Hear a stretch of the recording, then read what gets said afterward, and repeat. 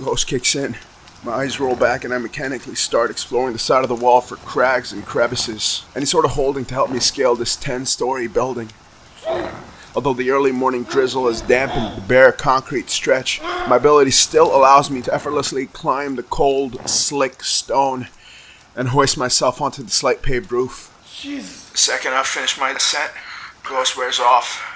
My eyes set into their normal position and an impromptu wave of exhaustion hunches me over. Sweating profusely and gasping for breath, I notice that my fingers are throbbing painfully, like swollen little sausages peppered with terracotta shards. This is going well. As I recuperate, my eyes trail over the sprawling shit-tropolis that is Winston. Looming sun beneath the horizon casts a red sheen over the dark city, almost seeming to acknowledge its diabolical constituents. The endless skyline of twisted towers and derelict buildings perforate the omnipresent smog clouds that hover low over the city.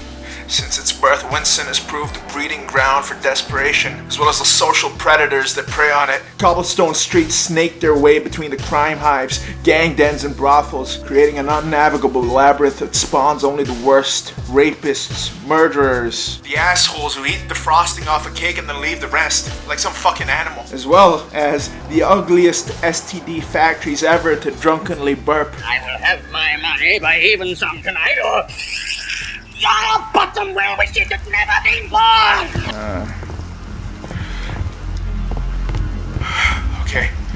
Okay. Tread warily, I make my way across the rickety slanted roof, careful that my footing doesn't slip me 6 feet deep, hundreds of feet below. Okay. Sucking up a hollow breath, I approach the edge. Ghost, you're up, man. Next thing I know, I'm sprinting towards the edge. Before the gravity of my stupidity can hit me, I've already jumped off the roof. And a quick glance down sends a tickling sensation down my navel. Thankfully, Ghost is the steering wheel. It carries me across the urban valley and wedges my fingers into a taller building. Suddenly, my ability wears off. Weakness washes over me and I'm dangling hundreds of feet over solid fucking concrete. As my lapse of exhaustion takes its toll on me, so does my weakening grip.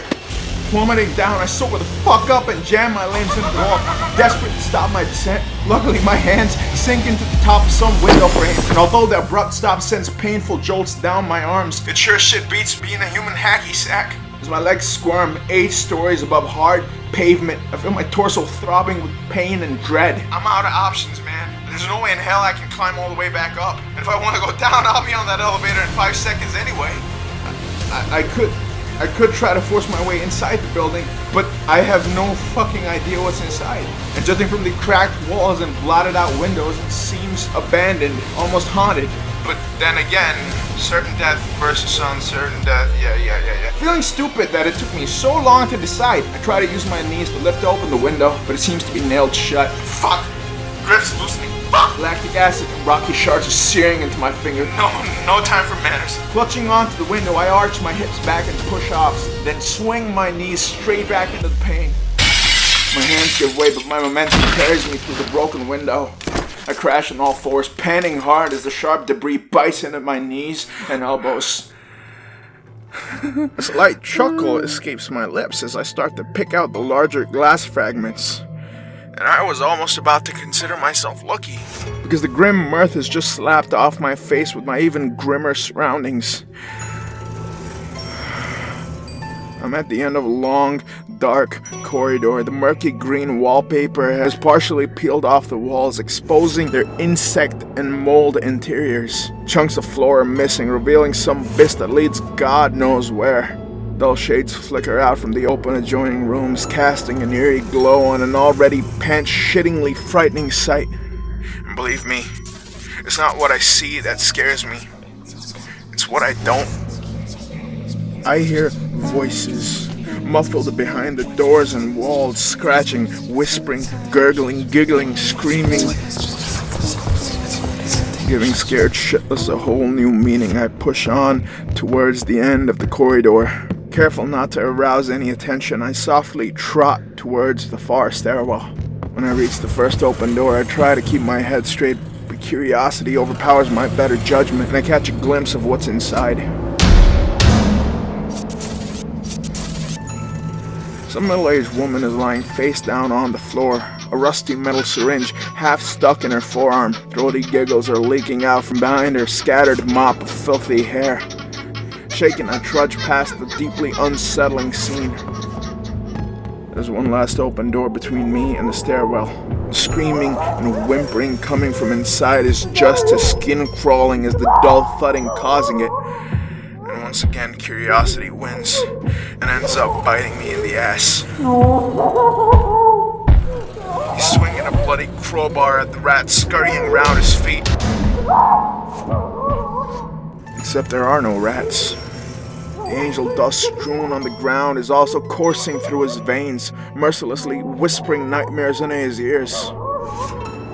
Cringing, I press past the gory sight of the hallucinating soul beating his own limbs raw. At the rate the pool around him is deepening, he's already dead.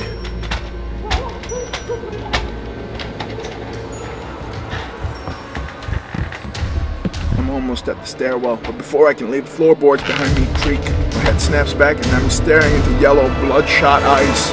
Was that you mourning? It's her, the crone from the first room. Why'd you sound so sad?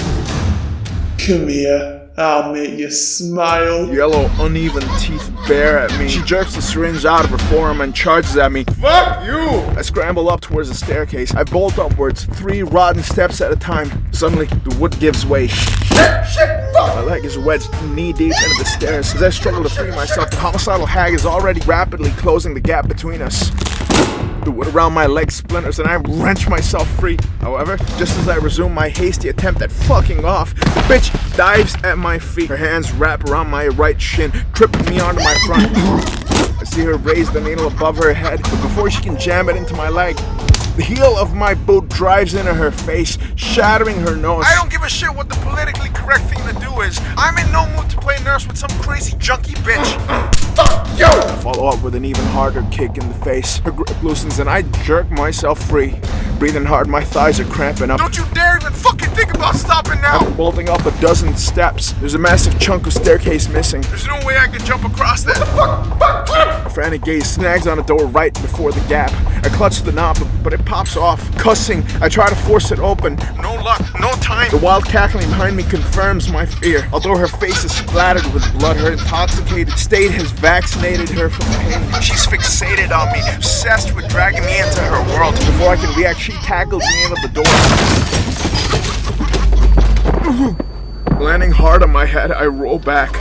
Although I feel like someone is whisking eggs in my head, I suck it up and scramble onto jelly feet, realizing that her force has just smashed me through the door. As the world around me starts to come back into focus, I find myself in a similar corridor to the one I just fled from. See, because a wise man once said that insanity is repeating the same thing again and again, expecting different results. But then again, that guy was probably not being run down by some crazy evil psycho bitch the second time around, was he? Still hazy, I start sprinting towards the window at the far end of the hallway, but she grabs me by the collar. Screaming wildly, she tries to jam her rusty syringe into my neck, but before she can shish kebab my throat, I ram my elbow in her socket, adding more color to her already red face. I bite myself free of her wrinkly clutch and resume sprinting towards the window. Get me the fuck out of here! Oh, I know it. It's launched me through the window. Ah! 2 stories later, I land onto the roof of a lower building. My knees buckle under the weight of my descent. Breathing hard, I close my eyes. She's gone, but I can still hear her. I open my eyes. I roll to my side just in time and avoid her torpedoing into my skull. Breathing even harder. But I'm in no rush to get up. The sickening crunch just registered with the blood and brain spatter confirms.